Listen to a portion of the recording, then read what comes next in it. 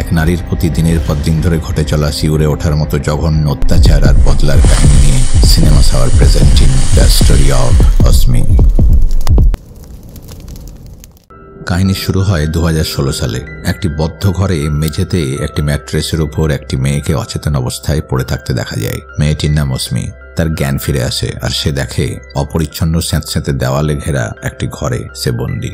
তার পায়ে ইলেকট্রনিক কলার আটকানো। মেয়েটি কোনো ধারণা করতে পারে না কে তাকে এখানে আটকে রেখেছে, কি তার উদ্দেশ্য, টাকা পয়সা নাকি তার শরীরটাকে ভোগ করা, নাকি তার অন্য কিছু উদ্দেশ্য আছে। মেয়েটি উঠে ঘরের দরজার দিকে এগোতে যায়, কিন্তু মেঝেতে থাকা একটি লাল দাগ বেরোতেই তার পায়ে বাঁধা ইলেকট্রিক বেল্টে সে শক পায় আর অজ্ঞান হয়ে পড়ে যায়। কিছুক্ষণ বাদে আবার তার জ্ঞান ফেরে।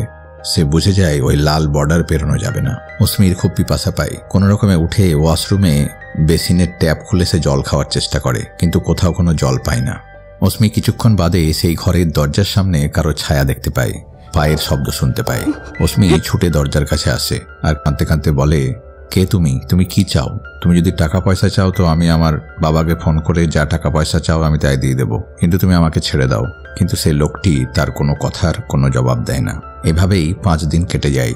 5 দিন ধরে অসমি কিছুই খায়নি। তার শরীর ভীষণ দুর্বল হয়ে পড়ে। সে আবার সেই অপরিচিত লোকটির আওয়াজ শুনতে পায়। অসমি বলে, তুমি কি আমাকে রেপ করতে চাও? সেটা আমি করতে দেব না, তার আগেই আমি নিজেকে শেষ করে ফেলবো। তুমি কি চাও? কি উদ্দেশ্য তোমার? কিন্তু সেই লোকটি কিছুই বলে না। এভাবেই কেটে যায় 11 দিন। অসমি খাবার জল কিছুই পায়নি। শরীর তার দুর্বল থাকায় ঠিকমতো নড়াচড়া করারও শক্তি নেই তার। আবার সে সেই লোকটির পায়ের আওয়াজ পায়। অসমি তাকে বলে, আমাকে একটু জল দাও, কিছু খেতে দাও, তুমি যা বলবে আমি তাই করব। তখন সেই লোকটি বাইরে থেকে তাকে বলে, তুমি দেওয়ালের দিকে মুখ করে তোমার সব পোশাক খুলে ফেলো। এতদিনের ক্ষুধা তৃষ্ণা অসমির ভেতরটা একেবারে ভেঙে চুরে দিয়েছে। একটু খাবার আর জল পাওয়ার জন্য সে সবকিছুই করতে প্রস্তুত হয়ে যায়।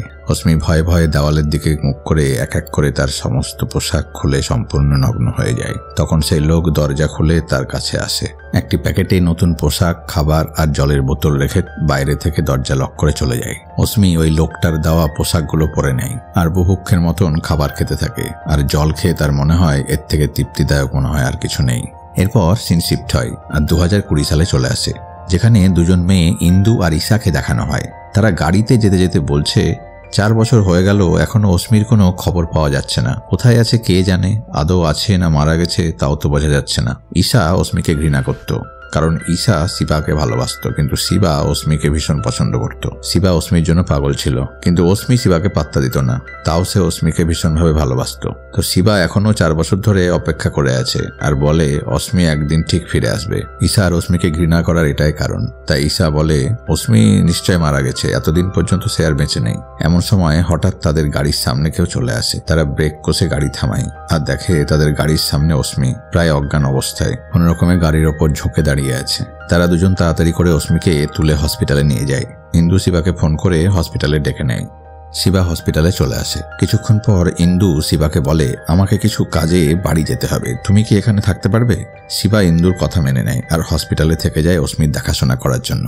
সকালবেলা অসমি একটু সুস্থ হয় আর টয়লেটে যাবার জন্য উঠতে যায়, কিন্তু তার শরীর ভীষণ দুর্বল থাকায় নিচে পড়ে যায়। শিবা তখন তাকে ধরে টয়লেটে নিয়ে যায়। কিছুক্ষণ বাদে ইন্দু হসপিটালে আসে আর অসমিকে বুকে জড়িয়ে ধরে। অসমি ইন্দুকে তার বাবা মায়ের কথা জিজ্ঞাসা করে। ইন্দু বলে, তুমি মিসিং হওয়ার পর থেকে তোমার মা বাবা ভীষণ ডিপ্রেশনে চলে যায় আর দুজনেই এখন আর বেঁচে নেই, দুজনেই সুইসাইড করেছে। অসমি ভীষণ শক পায় আর খুব কাঁদতে থাকে। ঘরের বাইরে এসে ইন্দু শিবাকে বলে, না জানি 4 বছর ধরে অসমি কোথায় ছিল, নিজে থেকে চলে গেছিল নাকি কেউ তাকে কিডন্যাপ করেছিল, কারণ অসমি কখনো কখনো তো বাড়ির বাইরে চলে যেত।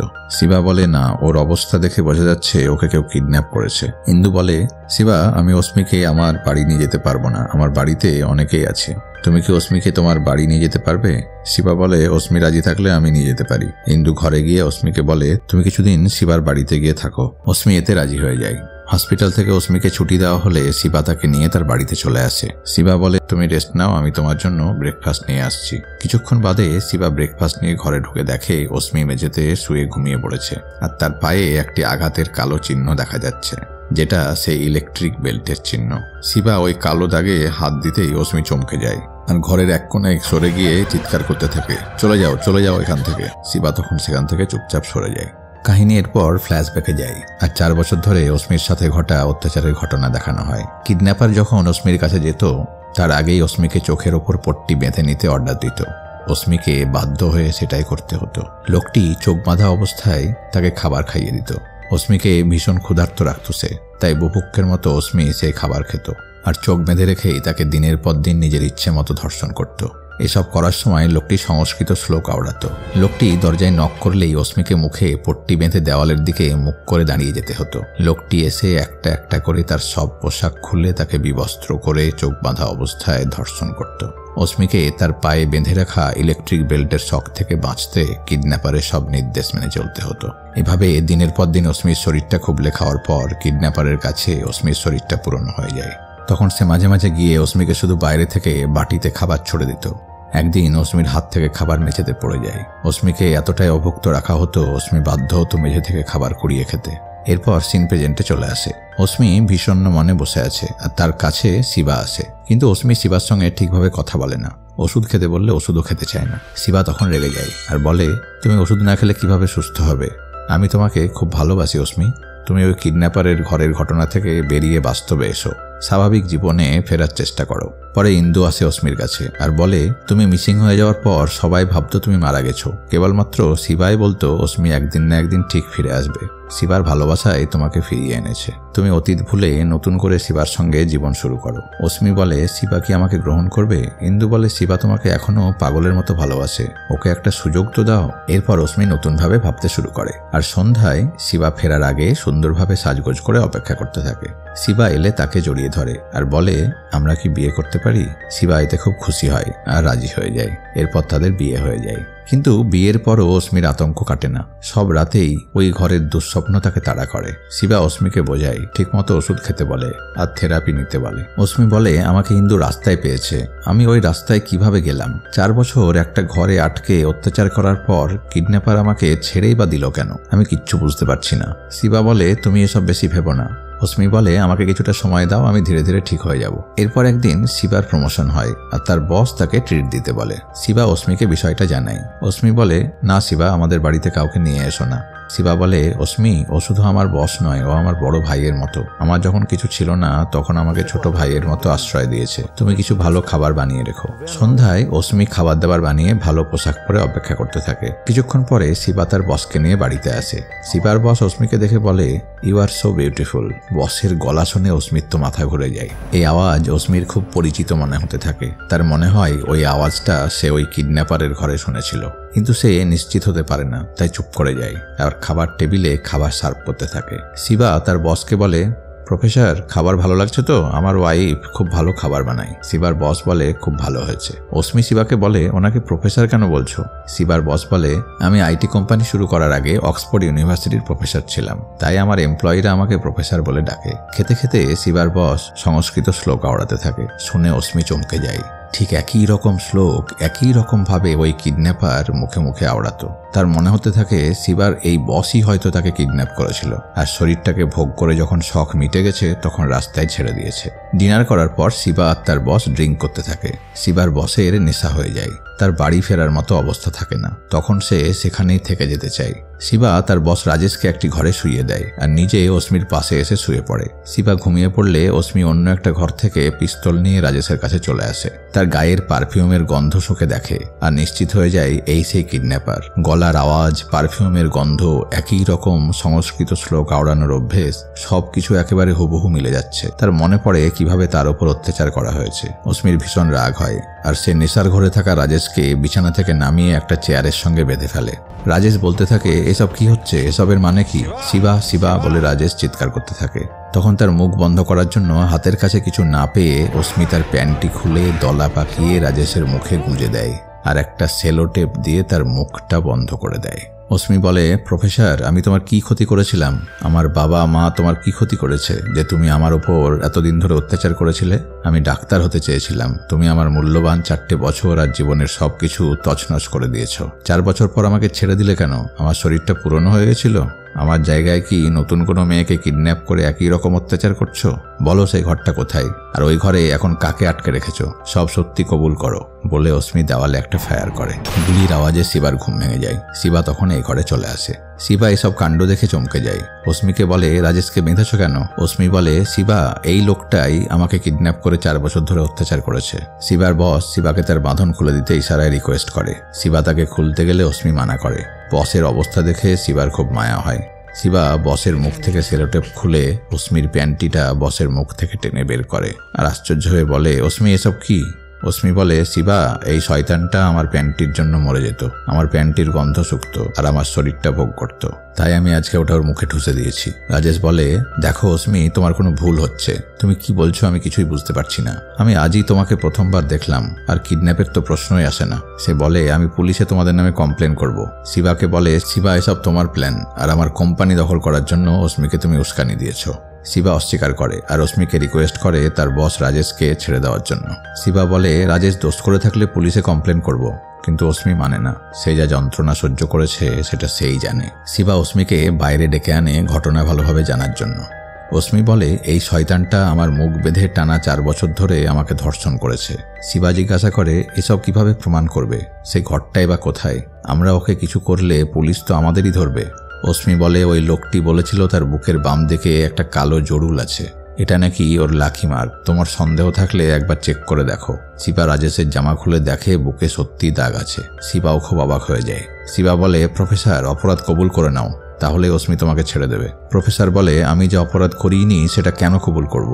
তোমার বউ সাইকো, ওকে তুমি সাইকিয়াট্রিস্ট দেখাও আর ট্রিটমেন্ট করাও। শিবা বলে, যদি তুমি কিছু না করে থাকো তো অস্মি কি করে জানলো তোমার বুকের বাম দিকে জরুল আছে? তোমার আওয়াজ কি করে চিনল? রাজেশ বলে, আমি এসবের কিছুই জানি না। আমার খুব টয়লেট পেয়েছে, হাত খোলো, আমাকে টয়লেটে যেতে দাও। অস্মি বলে, শিবা, জানো এই জানোয়ারটা আমাকে ঠিক মতো খেতেও দিত না।